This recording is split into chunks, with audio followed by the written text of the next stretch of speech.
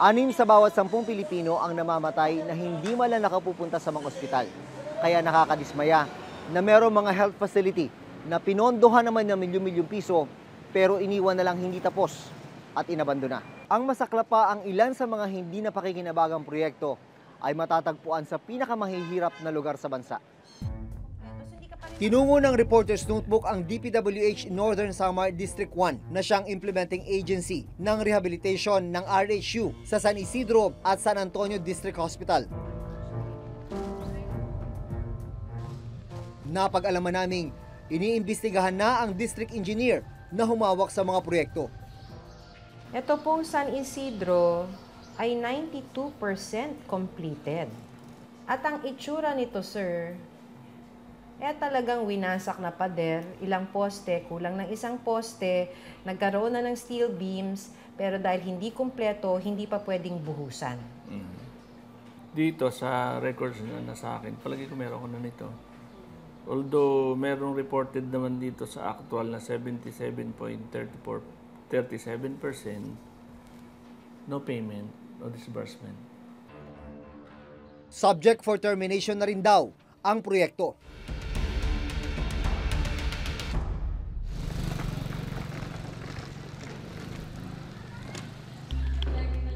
Base naman sa kanilang ginawang panibagong evaluation, hindi 70%, kundi 34% completed pa lang daw ang San Antonio District Hospital. 5 million lang ang contract amount. Magkano po yung nakuha? 1,393,808.18, equivalent to 23.49%. Abandoned na po to. Abandon, and this is subject for termination also. Ang kumpanyang MLU Construction ang kontraktor sa rehabilitasyon ng San Isidro Rural Health Unit. Ang Ubas Construction naman ang kontraktor sa renovation ng San Antonio District Hospital. How is MLU related to the Ubas Construction? Anak yata to. Anak. Babae, Maricel pala. Nauna na naming pinuntahan ng ilang abandonadong school building sa Northern Samar. Ang dalawa sa mga nakategang pasilidad, natuklasan naming hinawakan din ng Ubas Construction.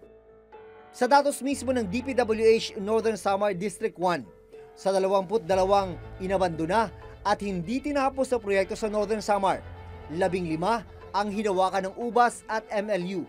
Halo-halo to. Halo-halo. Hospital at saka school buildings, merong roads, merong blood control.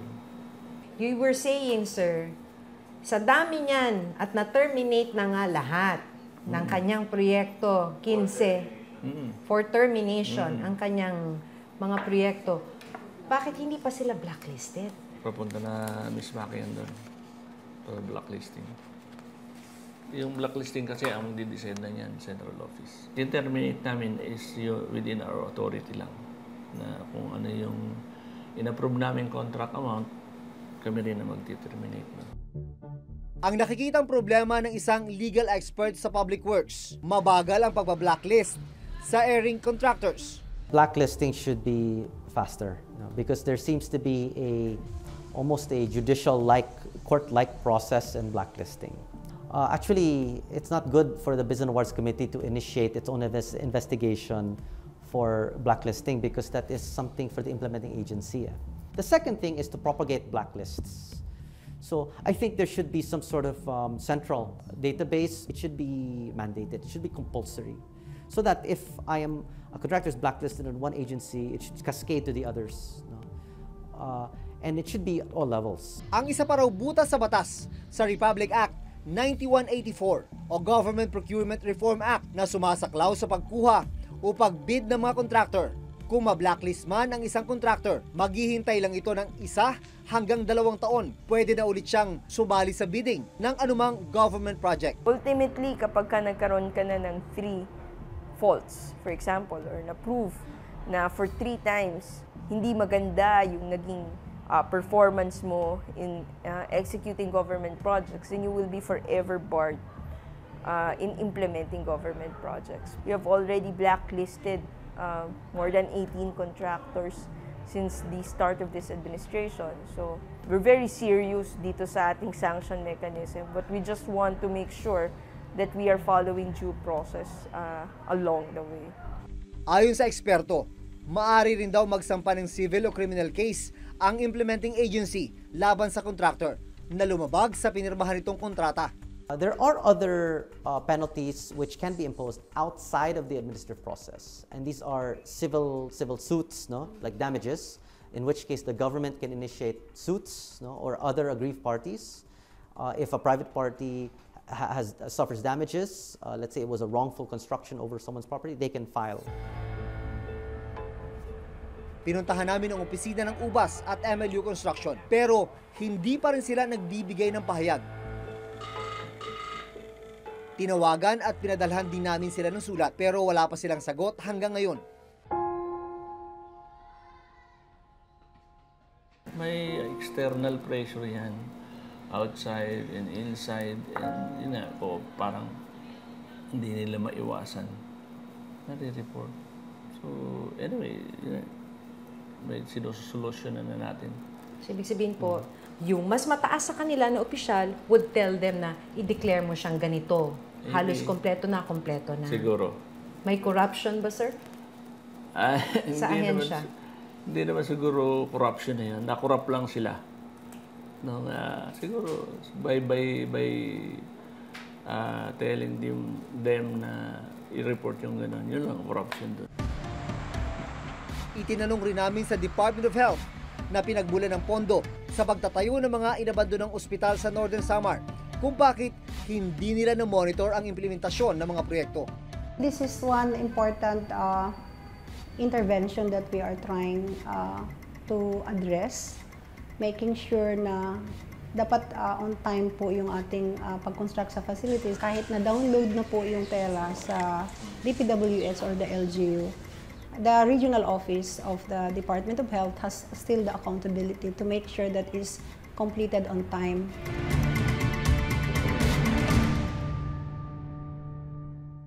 Ang pinuntahan ng Reporter's Notebook ay isa lang sa 2 distrito ng Northern Samar, ang ika-4 sa pinakamahirap na probinsya sa bansa. Nakita namin doon na kailangan ng mga residente ang mga health facility. Kaya nakakalungkot na makita na ang mga proyektong ito ay nakatenga at inabandona. Kaya ngayong eleksyon, dapat tama ang iboto. Dahil ang paghawak at paggastos sa pera ng bayan nakasalalay kung sino man ang nasa Senado, Kamara at mga lokal na pamahalaan.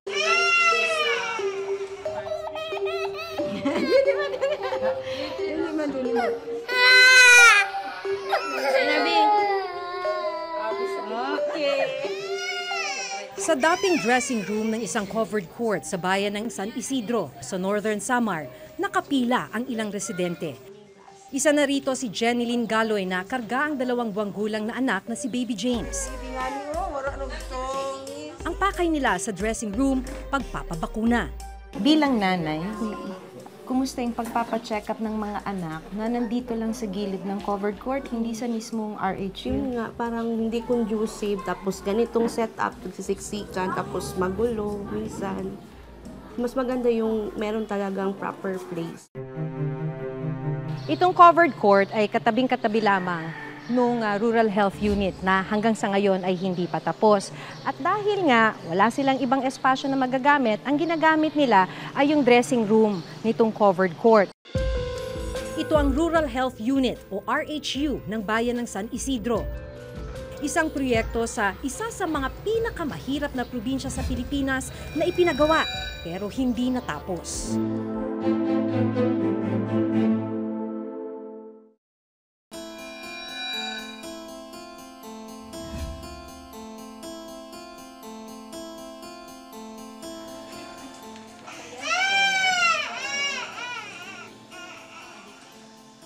Matapos mabigyan ng gamot si Baby James, sunod siyang ipinasok sa isa pang kwarto. Nalaman naming ito pala ang dating banyo ng covered court. Sa maliit na kwartong to, na dating CR, no, o palikuran, may urinal. Ito nga yung urinal nitong palikuran na to. Tinitimbang yung mga sanggol. Dito naman yung prenatal sa maliit na kamang to. Yun nga yung sinasabi ng mga medical workers dahil nandito yung prenatal ng mga buntis o pagpapacheck up ng mga buntis, isa sa malaking problema doon walang privacy during prenatal check-up dahil dito lang ginagawa. So mula rito, kailangang tumawid ng stage mula rito para magpa-check up sa doktor. May Rural Health Unit o RHU sana ang bayan ng San Isidro. Pero ito na ang itsura ngayon. Giba ang pader, ilang poste ang nakatayo, kinakalawang ang mga bakal at halos matakpan na ng makakapal na halaman. Kaya imbes na totoong clinic, dressing room at banyo ang pagamutan ng mga tao rito. Pag nandito ba, anong pakiramdam? Mainit, siksikan, tapos hindi talaga siya right place, halo-halo. Baka merong may sakit, mahawa yung mga bata, o kaya merong mga buntis, magpapacheck up. Mas maganda pa rin talaga merong eksaktong lugar para nakikater lahat ng kailangan ng patient. Nakilala ko rin sa makeshift health unit si Mang Danilo Flaviano na matyagang naghihintay kasama ang 4 na anak.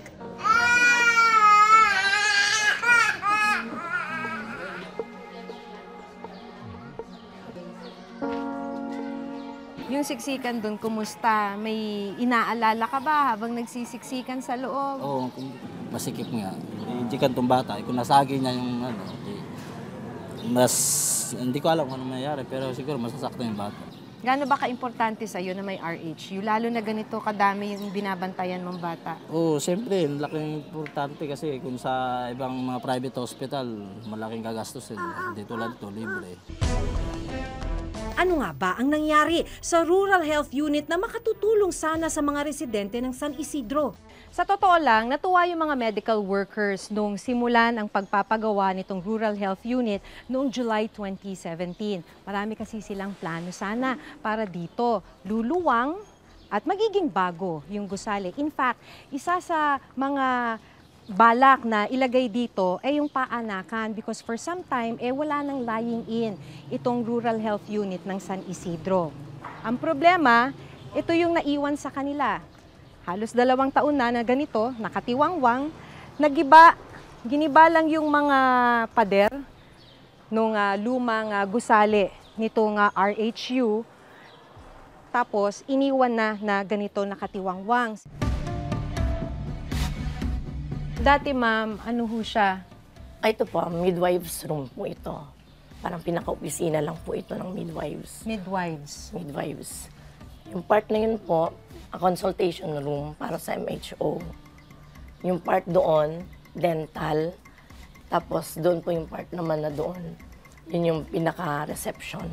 Doon po, sa may bandang harapan. Pagkasana po natapos dito, saan nyo sana ipipwesto yung paanakan? Parang dito banda ata ilalagay.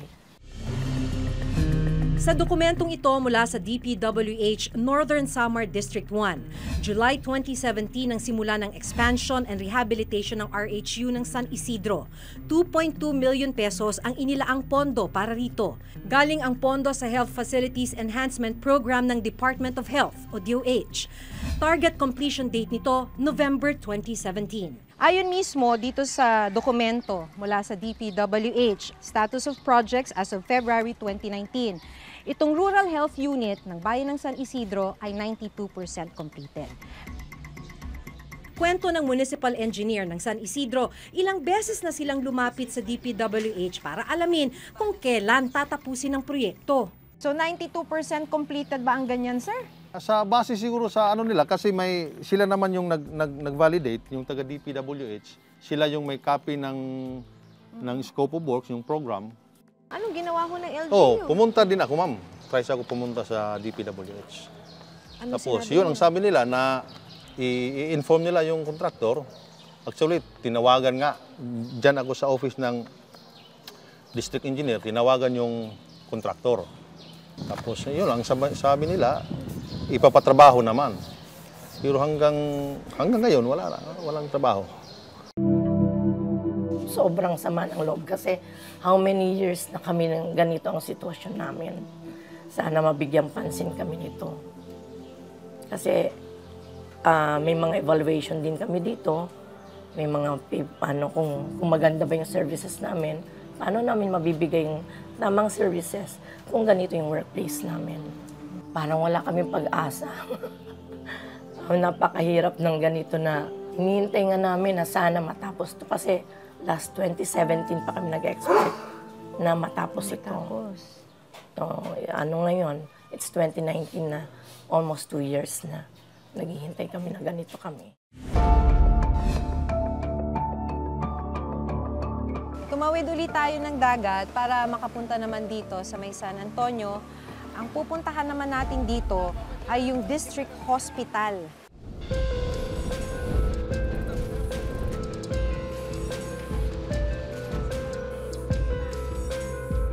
So yung pakay po kasi po namin, kukumustahin po sana namin yung sinasabi ng DPWH na rehabilitation nito pong San Antonio District Hospital.